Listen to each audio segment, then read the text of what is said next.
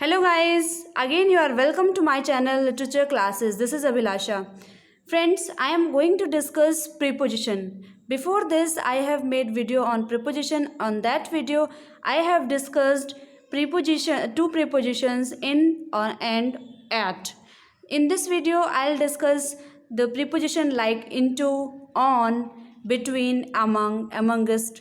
So guys, let's move on to the discussion of preposition. Guys, I told you about preposition, that preposition is a word which is used before noun or pronoun to show its relation with the other words. So that was the definition. Now let's move to the use of preposition into. So what is the use of into? See,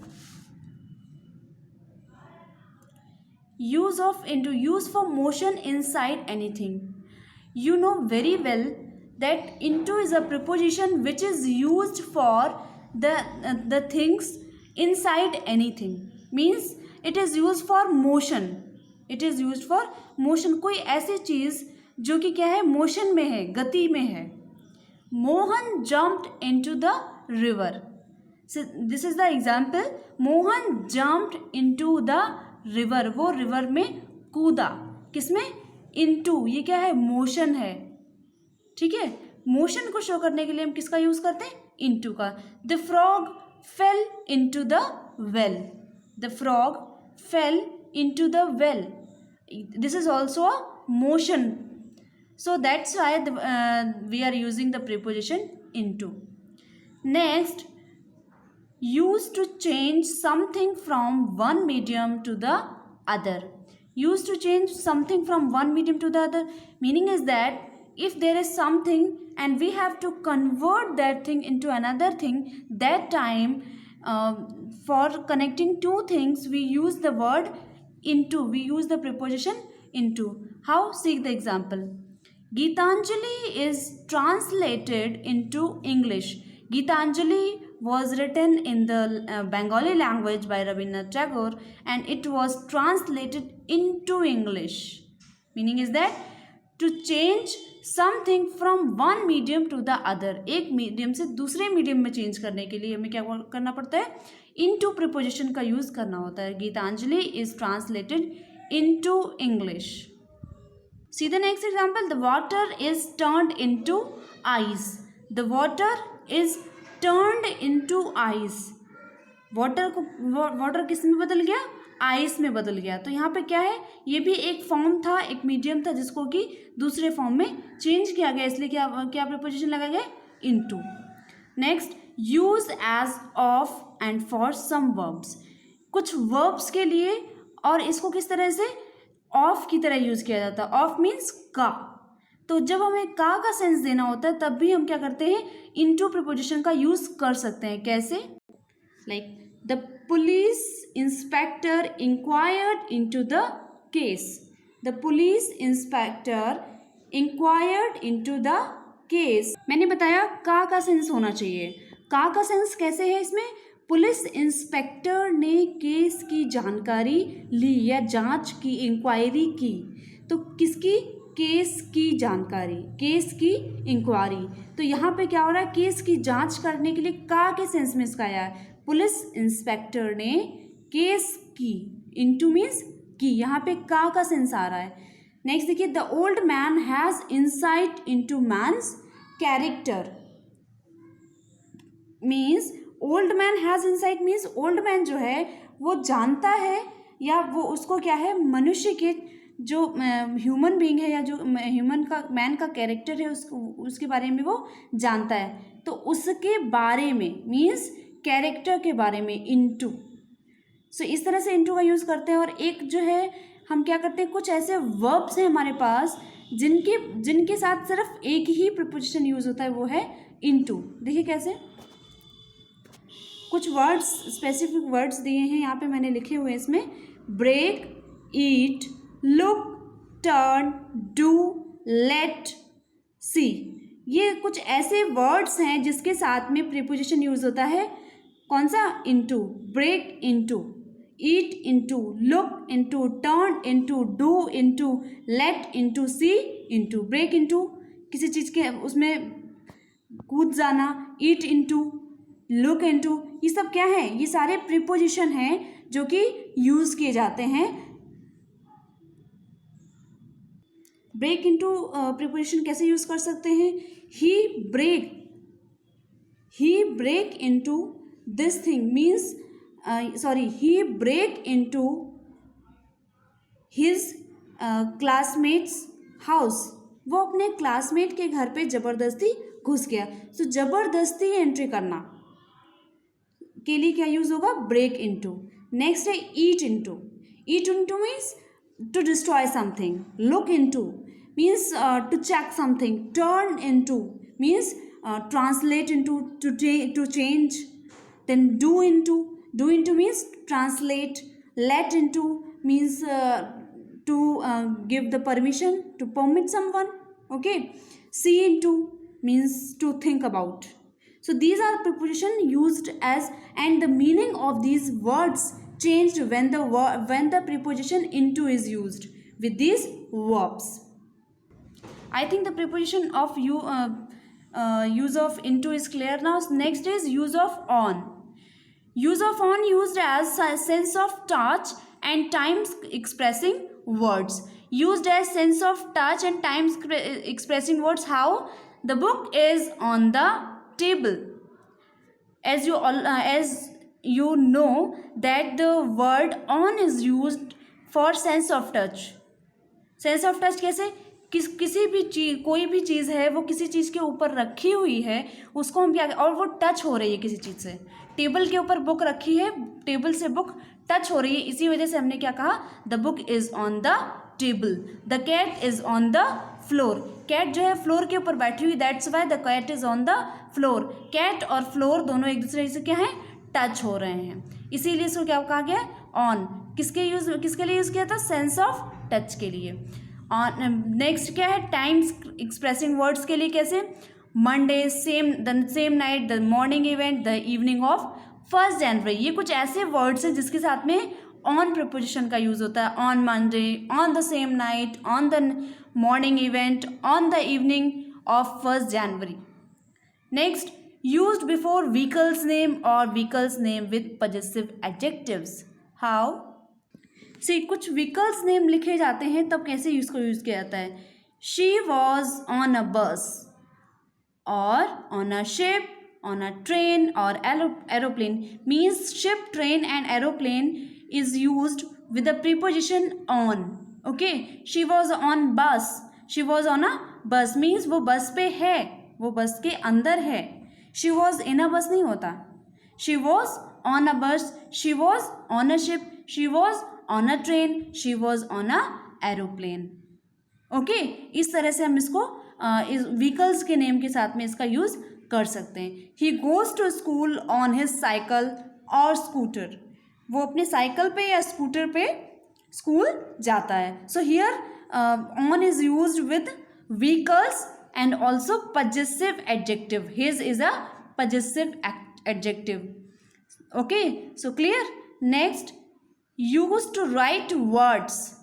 कुछ ऐसे words हैं जिसके साथ में preposition on का use होता है। कैसे? On foot, you know very well.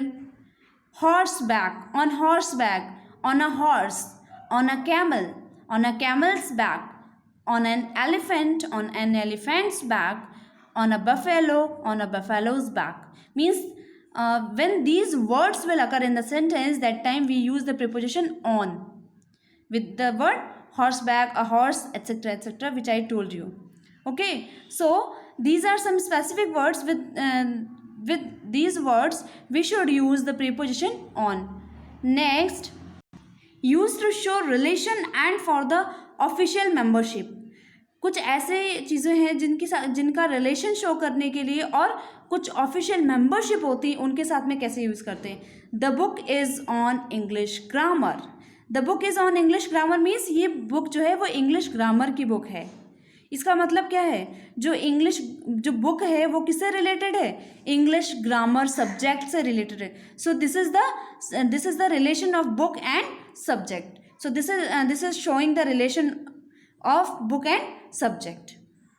Now I told you to about the membership he is on the staff of KDA. He is on the staff of KDA means this is the membership. वो KDA के staff में है. This is the membership.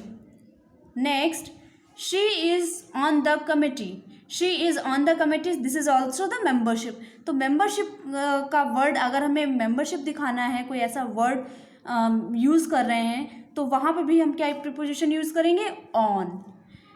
Used before words. कुछ ऐसे words हैं जिनके पहले on preposition का यूज़ करना होता है. So आपको ये words याद कर लेने चाहिए. Television, cold day, the radio, the phone, telephone. देखिए सभी के साथ में क्या लगा? ऑन प्रीपोजिशन का यूज़ हुआ है. On television, on a cold day, on the radio, on the phase, on the phone, on the telephone, on strike, on leave, on fire, on a diet, on holiday, on business, on a tour, on a trip, on the wall, on a journey, on demand, on 15th March, on duty, on loan, on wholesale. Means these are some specific words which contain the preposition on only. So that's why you should remember these words if they are coming in your sentences, or if they are asking if they are these words are coming in your question paper. So that time you have to remember that this preposition on is used here. Okay. Next, I think the concept of preposition on is clear. Next preposition is use of between. What is the use of between? It is used for two person or two things, and also to show a reciprocal relationship. देखिए, एक reciprocal relationship को show करने के लिए और to person को एक साथ लिखने के लिए क्या होता है? किसी दो लोगों की बात करने के लिए या दो चीज़ों की बात करने के लिए हम बिटवीन प्रीपोजिशन का यूज़ करते हैं. सभी जानते हैं इसको. देखिए कैसे यूज़ करते हैं. Distribute these sweets between Neha and Lata. So they are two person. That's why we are using the preposition between. Mohan was sitting between his father and his son. This is also same. Mohan was sitting between his father and his son. अपने father और अपने son के बीच में बैठा हुआ है. This is also, there are also two members. Okay, that's why we are using the preposition between. Give me your reply between 4 AM and 4 PM. देखिए ये जो बोला है give me your reply between 4 AM and 4 PM. 4 बजे, सुबह के 4 बजे से शाम के 4 बजे तक आप अपना रिप्लाई दें. तो यहाँ पे क्या हुआ है? अब यहाँ पे अगर हम ये कहते हैं give me your reply from 4 AM, sorry, give me your reply between 4 AM to 4 PM. So this is the wrong sentence. Why? Because if you are using the word between, that time we cannot use word and. If you cannot, if you are not going to use the word between, so you can write in this way also. Give me your reply from 4 AM to 4 PM. Okay. Next, there is friendship between him and her. There is friendship between him. So देखिए ये जो हमारा sentence इसमें क्या हो रहा है? him and her. यहाँ पे हम possessive adjectives का ही यूज़ कर रहे हैं. him and her. There is cooperation between these three families. There is cooperation between these families. These 3 families. अब आप कहेंगे यहाँ पे तो 3 families लिखा हुआ, फिर भी आप यूज़ कर रहे हैं इसको, बिटवीन वर्ड को यूज़ कर रहे हैं. बट यहाँ पे 3 families को अलग अलग शो नहीं किया गया, सेपरेट families नहीं है. 3 families is a word here. That's why we are using the word between. There is alliance between these 6 countries. There is alliance between these 6 countries. This is also the word here. I am using the word between. Then no use of each or every. अब देखिए कहा गया है कि no use of each or every. Each or every preposition, जो between preposition है उसके साथ में each और every का जो word है ये यूज़ नहीं होंगे. ये यूज़ क्यों नहीं होंगे? बिकॉज ये सेंटेंस को रॉन्ग कर देंगे. कैसे रॉन्ग कर देंगे? जैसे अगर मैंने कह दिया that batsman blue a whistle between each ball. So this is the wrong sentence. How can we make this the correct sentence? So we have to make that batsman blew a whistle between the balls. Between the balls, तो ये सही होगा। Each और every का sentence word, each और every का use हमें sentence में नहीं करना है। देख लिया आपने। सो दैट बैट्समैन ब्लू, तो इसमें से कौन सा करेक्ट सेंटेंस है? बिटवीन ईच बॉल हमारा रॉन्ग है, और that batsman blue a whistle between the balls right है। सो ये था use of between. Next use of among. Use of among देखिए, use for more than two thing और person. ये among जो है वो किसके लिए यूज किया जाता है? दो लोगों के लिए, दो से ज़्यादा लोगों के लिए, और दो से ज़्यादा चीज़ों के लिए। Distribute these pens among the students. There are not two things. These pens means several pens. That's why we are using the word among. Difference between among and amongst. अब देखिए, ये तो among का बहुत सिंपल यूज़ है क्योंकि इसमें बहुत ज़्यादा कुछ नहीं है, सो इसीलिए डिफरेंस देखिए, among और amongst मीन्स among का यूज़ कहाँ होता है और amongst का यूज़ कहाँ होता है।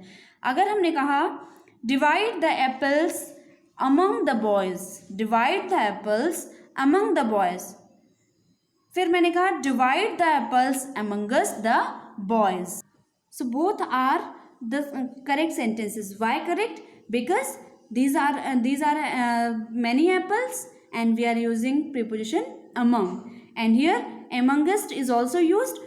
One thing that is remaining here, जो हमारा amongst preposition है उसका यूज कहाँ पे किया जाता है? और सो जैसे हमने कहा divide the apples among our brothers, ठीक है, और हमने कहा divide the apples amongst our brothers, तो इसमें से कौन सा सही है? तो हमारा जो है divide the apples amongst our brothers सही है। Why this is the correct sentence? Because this is a vowel, this is a vowel starting word, that's why we are using amongst. In the consonant sound, we can use the word among. But if the word is beginning with consonant sound, vowel sound, so we have to use amongst. Okay, this thing you have to remember very carefully. So guys, this was the use of some preposition like between, into, among, amongst, on. So I think these preposition will be clear to you. Next we will discuss some other preposition in the next video. So that's it for this video. See you soon in the next video. Till then, keep studying and have fun with literature. Thank you.